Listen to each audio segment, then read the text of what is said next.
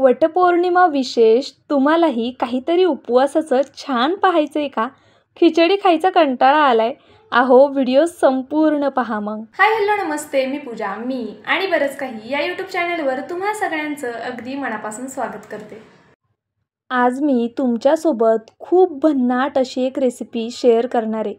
यापूर्वी कदाचित अशा पद्धतीने तुम्ही ही रेसिपी केलीच नसेल.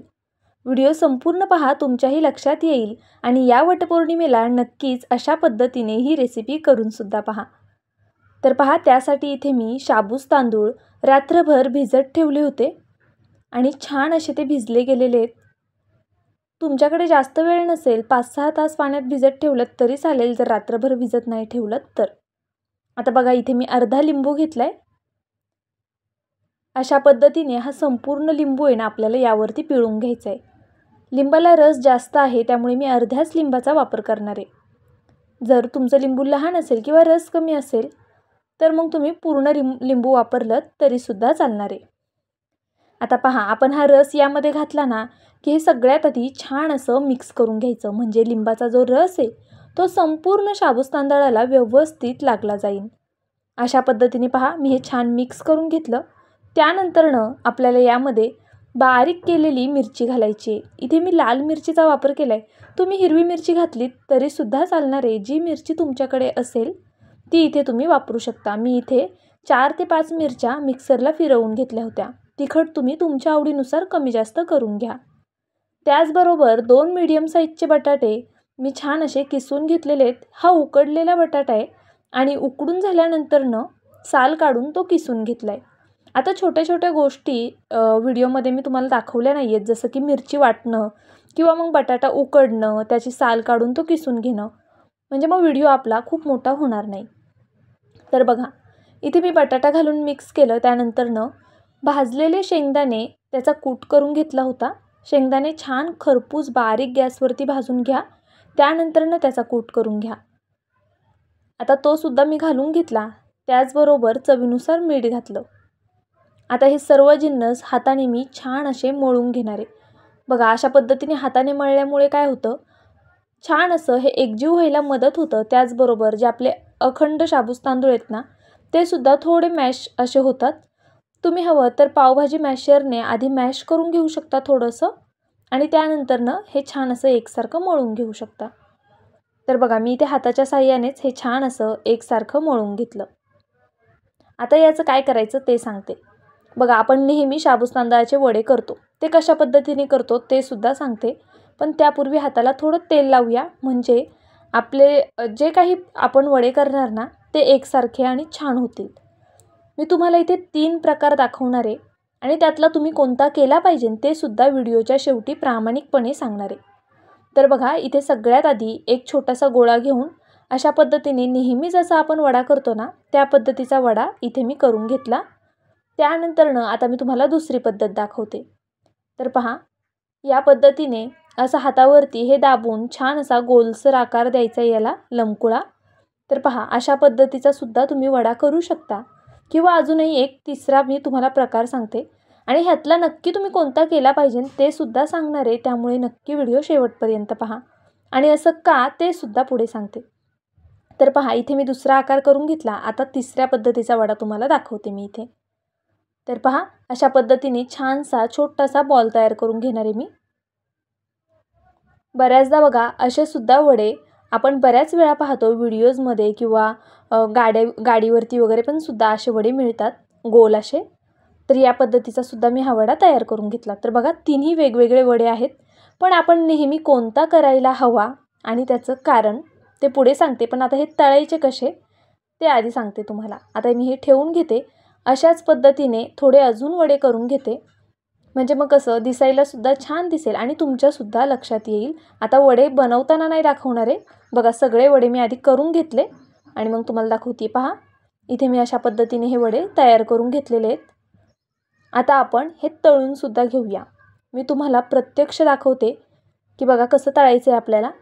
कढईमध्ये आधी चेक करायचं तेल छान गरम झालं आहे का. तेल छान गरम झाले त्यानंतर यामध्ये वडे सोडायचे. आधी जे आपण रेग्युलर वडे आहेत ना ते सोडून घेऊया. हा वडा करताना बघा मी छान पातळ केला आहे, खूप जाड केला नाही आहे. जितका शक्य होईल तितका पातळ असा चपटा वडा करून घ्यायचा.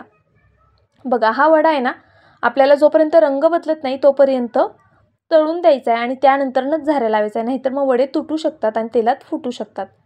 बघा हा वडा अजिबात तेलात फुटलेला नाही आहे आपला.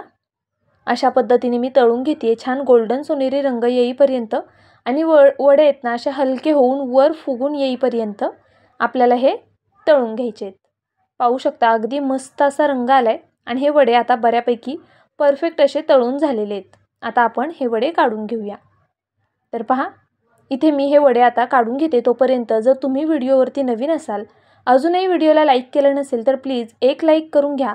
जर सबस्क्राईब केलं नसेल माझ्या चॅनलला तर प्लीज सबस्क्राईबसुद्धा करून घ्या. तुमचं एक लाईक एक सबस्क्राईब हे माझ्यासाठी खूप जास्त मोलाचं आहे. त्यामुळे प्लीज सबस्क्राईब करायला मात्र विसरू नका. माझा हा व्हिडिओ तुम्ही कुठून पाहताय ते सुद्धा मला नक्कीच कमेंट बॉक्समध्ये कळवा. वडे तळत असताना आपल्याला गॅसची फ्लेम मीडियम टू हाय ठेवायची आहे. लो फ्लेमवरती जर तुम्ही वडे तळले तर शक्यतो हे वडे खूप तेल पितात आणि असे छान क्रिस्पीसुद्धा होत नाहीत. त्यामुळे ती एक काळजी घ्या की वडे तळताना तुम्हाला मीडियम टू हाय फ्लेमवरच वडे तळून घ्यायचे आहेत. पहा छान असं तेल निथळून द्यायचं आणि त्यानंतरनं हे वडे काढून घ्यायचे अशा पद्धतीने. तर इथे बघा मी तेलातनं असे वडे काढून घेतलेत. हे आता जे आपण गोल वडे असे करून घेतले होते ना बॉल्स, ते तळून घेऊया. आता बघा सुरुवातीचे वडे आपण जे केले ते खूप चपटे होते आणि हे डायरेक्ट गोल असे बॉल्स आहेत. त्याचबरोबर बघा जे आपण लंबकोळ्या शेपमध्ये जे वडे केलेले आहेत ना ते सुद्धा मी यासोबत सोडून घेते आहे. तेलामध्ये जितकी जागा असेल तितकेच एका वेळी हे वडे आपल्याला सोडायचे आहेत. आता हे सुद्धा वडे आपल्याला छान गोल्डन सोनेरी रंग येईपर्यंत परतवून घ्यायचे आहेत. गॅसची फ्लेम इथे सुद्धा लो टू मीडियम ठेवायची. त्या वड्यांपेक्षा हे वडे तळायला थोडा वेळ जास्तीचा लागतो, कारण बघा ते वडे चपटे आहेत आणि आतमध्ये बॅटर जास्त नसतं, त्यामुळे ते लवकर शिजले जातात. आता हे जे वडे आहेत ना ह्याच्या आतमध्ये बॅटर जास्त असतं आणि मग ते आतपर्यंत शाबूत तांदूळ शिजायला थोडा वेळ लागतो. त्यामुळे हे व्यवस्थित असे तळून घ्यायचे आहेत आपल्याला. आता हे काढून घेऊया. बाकीचे वडे मी तळायला टाकते आणि तुम्हाला सांगते की आपल्याला कोणता वडा करायला हवा आणि त्याचं कारणसुद्धा सांगते.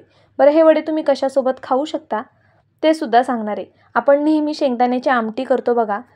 शेंगदाणे छान भाजून घ्यायचे, मिरची, शेंगदाणे, लिंबू आणि मीठ घालून छान वाटून घ्यायचं आणि त्याची आमटी करायची. त्यासोबत तुम्ही हे वडे खाऊ शकता किंवा दह्यासोबत खाऊ शकता, किंवा जर तुम्हाला दह्यासोबतही खायचं नसेल तर चहासोबत किंवा असे नुसतेच खाल्लेत तरीसुद्धा चालणार आहे.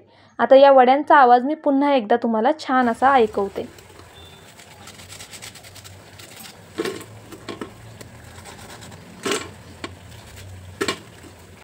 तर पहा आपले सगळेच वडे छान कुरकुरीत झालेत. तरीही हे सगळेच वडे करत जा असा मी अजिबात तुम्हाला सल्ला देणार नाही.